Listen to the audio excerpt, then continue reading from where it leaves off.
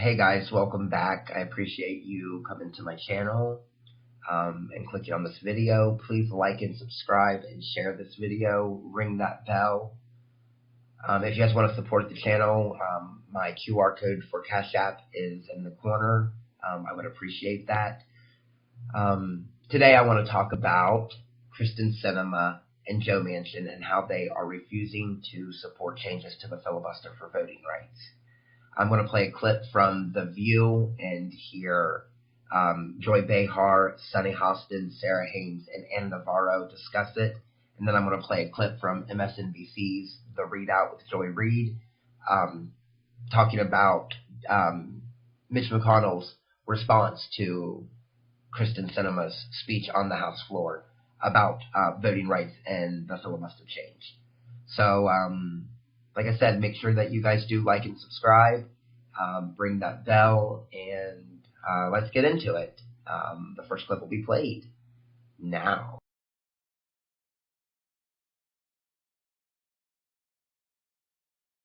Just admitted that he's not sure he'll get voting rights reform through because Joe Manchin and Kyrsten Sinema refused to budge on changing the rules about the filibuster.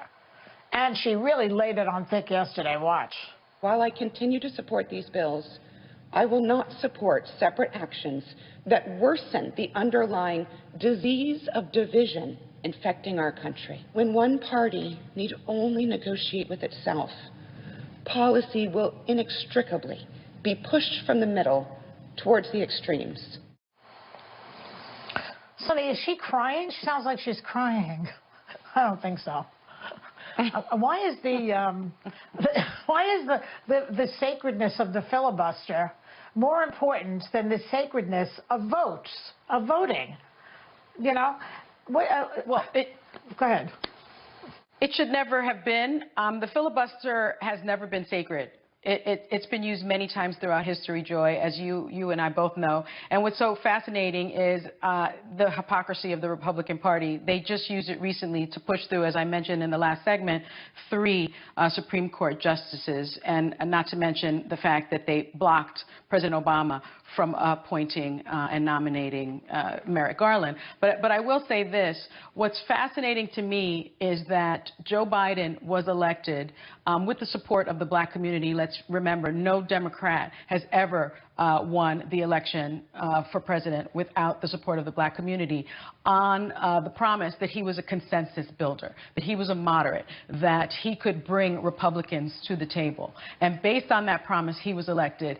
And, you know, he hasn't been able to deliver on those promises. And when he passed that infrastructure bill with a bipartisan promise, Manchin said that he would vote for BBB. And the squad told all of us that Manchin would renege on that Manchin would not do that. Biden gave up all of his leverage. The Democrats gave up all of their leverage. And Manchin decided to not pass BBB in the same way that Manchin and Sinema have not moved on voting rights. And now I suspect that all of this has always been performative. Speaking in Georgia has been performative. Now this vote is going to be performative. All of these meetings are performative. Biden has not been able to be this consensus builder because the Republicans are not the Republican parties from before, of yesteryear. They're just not. Well, I think that Biden was trying to be bipartisan. He ran on that, and he tried his best, and I think he's up against a wall now, and he realizes that they will not move. Sarah, why do they call themselves Democrats when they refuse to do what the party leader wants them to do? You know, they act like Republicans, yet they say they're Democrats. Well, I mean, does he have any way, Biden, does he have any way out of this? I don't think so, actually. And in responding to what Sunny had said prior when she talked about communities who, you know, had a big impact on voting President Biden in, it's a two-party system. The alternative was Donald Trump, so I still think we got the right guy. I also think President Biden has done everything he promised to do in speaking with the other side. He's had the meetings. He's had the speeches. He's done everything he can. He can talk till he's blue in the face. We don't have the math. And I don't think he wasted collateral on the infrastructure bill because at the end of the day, Manchin and Sinema supported the voting bills. They don't support the process. And without getting rid of that filibuster, the way the math is right now, 50-50 in the Senate, we don't have the numbers to effectuate legislative change. So I honestly think the infrastructure bill, if the Democrats had held that as hostage, Republicans would have been like, great, no wins in your column. You can go through all 4 years with nothing. So they were able to reap a little benefit, but they would have called their bluff. So I think President Biden has done everything he can, and we need to hit the ground working on these midterms and all these other elections, because with this math, nothing's getting done. Okay, so, you know, that's right. I think you're right about a lot of that. But, Anna, here's the thing. They say that if you get rid of the filibuster, this is their argument, Anna. Where's Anna? There she is. If you get rid of the filibuster now, then the Republicans will use it against the Democrats. So then there's talking of carve-outs, and then they say, well, if you carve out for voting rights, then they can carve out for abortion, et cetera. Is there a possibility, and you might know this the answer, to carve out just for the voting rights and then forget the carve-outs? Just for this one thing, because we're in an emergency situation. Do you think Manchin and Sinema would go along with that? That's what I think they should do. Well, listen, first of all, we talk about the filibuster, and Manchin and Sinema talk about the filibuster as if it was some sort of untouchable virgin. Let's be clear here. The filibuster has been amended and carved out 160 times in history, and most recently in 2013 by Democrats to pass political appointees by Obama, and in 2017 by Republicans to ram through Supreme Court justices. No, I don't. Listen, regardless of what Democrats do, Mitch McConnell is going to use every tool to pass his agenda. And so I do think that there's a lot that Joe Biden is doing that is performative, but that comes with the job. That's why he has a presidential bully pulpit. And I hope that Chuck Schumer makes these senators vote on Martin Luther King week and go on record as to where they stand on voting rights the same week that they're going to be hypocritically tweeting out quotes and images of Martin Luther King. Give me a damn break. Or to demonize Americans who disagree with him, he compared, listen to this, a bipartisan majority of senators to literal traitors. How profoundly, profoundly unpresidential. Addison Mitchell McConnell III, the Senate Minority Leader, had some thoughts and lots of feelings about President Biden's speech laying out the stakes for our democracy if the Senate cannot move forward on voting rights legislation by doing away with the filibuster.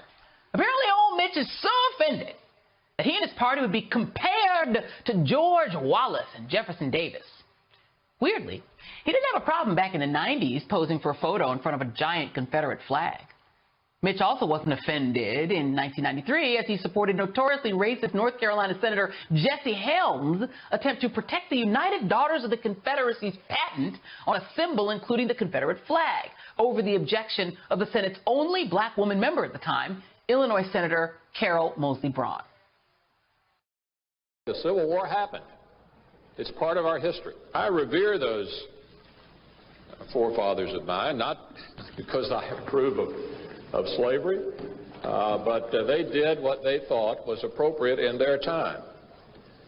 And so I do not feel we should deny this patent to the United Daughters of the Confederacy. You know, he reveres his slave-owning progenitors. That's so cute. You know, thankfully, Helms' amendment was killed back then. So why now does the Confederacy comparison have so much outrage for Mitch that he'd stick his neck out today and primal scream? Why? Because getting rid of the Jim Crow relic would neutralize the greatest power that he's had in the Senate, both as minority and majority leader: obstruction. This is the same Mitch McConnell under whose leadership the use of filibusters skyrocketed. The number soared in 2013 as Republicans launched a blockade of President Obama's judicial nominees. It was Republicans' pervasive obstruction that led Harry Reid to change the Senate rules to confirm President Obama's non-judicial nominations by a majority vote over Mitch's hypocritical protests. Then Mitch turned right around when he became majority leader and used the nuclear option to add an exception to the filibuster to pack the Supreme Court with right-wing members. But only after he stole a seat by refusing to give President Obama's nominee, Merrick Garland, even a hearing in 2016 and bragging to the folks back home that it was his proudest moment telling Obama that he would not get to fill the vacancy. So let's just be clear. Mitch McConnell has no moral authority to whinge about breaking the Senate. Spare me your outrage, Mitch, because if anyone has broken the Senate, it's you. Mitch McConnell was present for Kyrsten Sinema's speech on the Senate floor. Only 2 Democrats were in the chamber listening to Sinema's remarks, along with several Republicans, including Minority Leader Mitch McConnell, Republican of Texas. McConnell later told reporters that he was pleased with Sinema's remarks. Quote, "She literally saved the Senate as an institution," McConnell said. However, on the flip side, Senator Angus Kane, a independent who caucuses with the Democrats from Maine, who has helped lead the effort to persuade Sinema and Manchin to support the filibuster changes. He was one of several Democrats in the caucus who used to back the filibuster, but has changed his position in regards to voting rights. Kane told reporters he does not share McConnell's view on Sinema. Quote from Senator Kane, "She believes the risk of changing the filibuster is greater than the risk of what's going on in the states as far as voting rights are concerned. I hope profoundly that she is right. I fear that she is wrong." As do I. I agree with Senator Angus Kane of Maine on this, along with several others who have been urging Sinema and Manchin to do the right thing, to not put their political power, their personal income ahead of what is right. Voting rights is such an important issue in our country, and we have many states who have already passed and many states who are continuing to try to pass voting rights restrictions and suppression to disenfranchise the African American, the Latino, and the poorest people among us to not be able to participate in our democracy. And it's very upsetting to me. This is a serious situation, and we as Democrats need to continue to push forward to allow equality within our country, not only income equality, but the equality of voting rights, the equality to be able to make our voices heard. And we have to have term limits. Term limits are a must at this point. We can see with people like Mitch McConnell, who has been there for 3 decades in the Senate, flipping and flopping on certain issues like the filibuster. You know, the filibuster itself has been changed 161 times in the last 5 decades, including the last time in 2017 when Mitch McConnell himself, as the Senate Majority Leader at the time, to change to be able to get Supreme Court justices put through with a simple majority. If you look at the Constitution and the Federalist Papers, the Senate was set up not as a supermajority, but as a simple majority, 50-vote pass. It wasn't until Reconstruction that the filibuster came in. It is a racist law that is intended on allowing the minority to dictate to the majority what laws can be enacted, and that is just absolutely appalling. You know, right now the Senate is split 50-50, but there's really only about 28 to 32% of people that are represented by 50% of the Senate on the Republican side. There are way more Democrats in this country than there are Republicans. And yet, Republicans get to dictate to us what laws can be passed and can't be passed. This is not beneficial to absolutely anybody, and it has to change. So I would encourage each and every one of you to call your representatives, call your House member, call your senators, and tell them